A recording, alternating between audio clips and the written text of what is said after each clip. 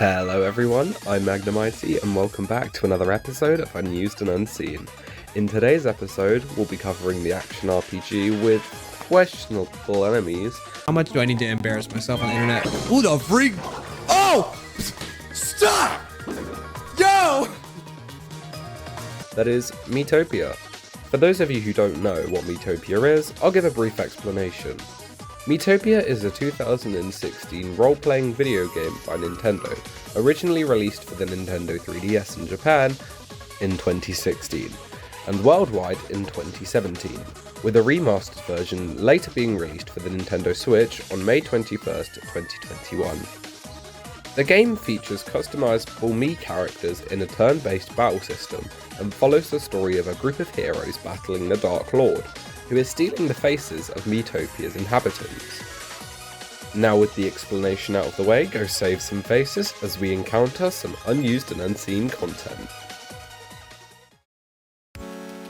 To start us off, we have an unused test map which contains a blue background without any effects, but oddly enough, it does seem to be located in the new Lumos area of the game.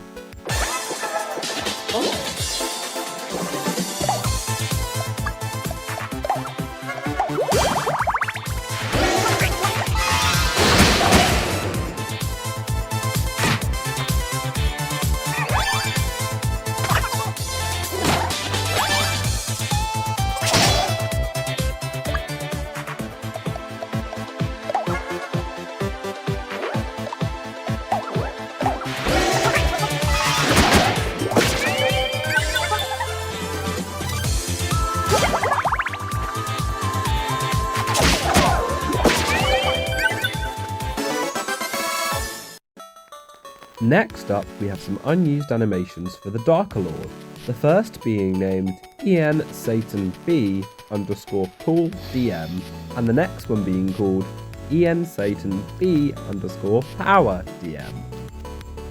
There also contains a few oddities within the game sprites. In the files, there exists a single sprite of the Dark Lord with what looks like to be a strange visor covering his face.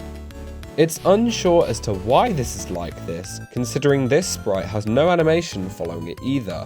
If I had to guess, this could have been either an early version of the clone Dark Lord you fight later on, after beating the Dark Lord, or perhaps it's just a scrap design of the Dark Lord made early on in the game. There also exists two unused versions of the regular and poison moths. In the game, every enemy has a dummy facial texture, but it is left blank. However, the regular moth's dummy mouth is not blank, as it contains a smiling mouth, and the poison moth has brown feminine eyes looking to the right. Because neither enemies in-game have those features, there's no need to make them parts blank. The game just simply doesn't show them. Now onto some unused skills. Skills in Miitopia are used heavily and are one of the game's core attacking features, so naturally there would be some unused skills found within the code. To start, there are two unused enemy attacks found in the files, named Excite Attack and Spite Attack. Excite Attack would have caused the enemy to do a physical attack on the enemy, with a chance of inflicting the hyper effect. This is also said for Spite Attack, but would have had a chance of inflicting the Mii with Spite instead of the hyper effect. We also have two unused attacks for the robot's beam ability, these being called Wave Cannon 1 and Wave Cannon 3. In the game, the robot's beam ability would shoot two different Miis in your party, but these skills would have made the beam hit either 1, 2, or 3 Miis when the ability was used. There are also two other abilities named Cry All and Terror All. These would try to inflict all the Miis in your party either with the Cry ability or Terror ability.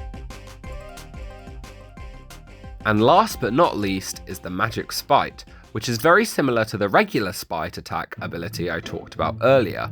This skill also does an attack on the Mii with a chance of inflicting Spite, but unlike Spite Attack, this enemy does a magical attack, not a physical attack that Spite Attack does. Another quick unused ability is the ability Random All. This ability inflicts a status effect on every Mii in the party.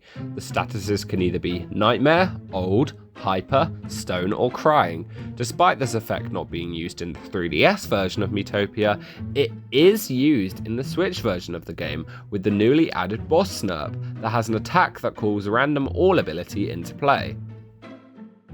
And finally for this video, but certainly not the least, we have some unused Miis. Now I think it'd be funny to add some non-copyright audio for these, as they are humanity's most best creations.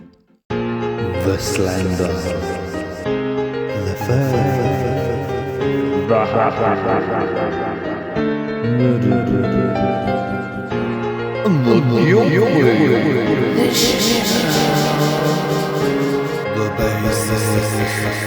the bass.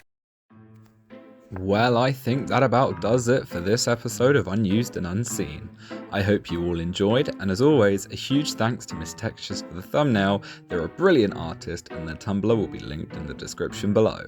And if you really like the video, why not consider subscribing, as it really helps the channel and it would mean a lot if you did. Goodbye for now.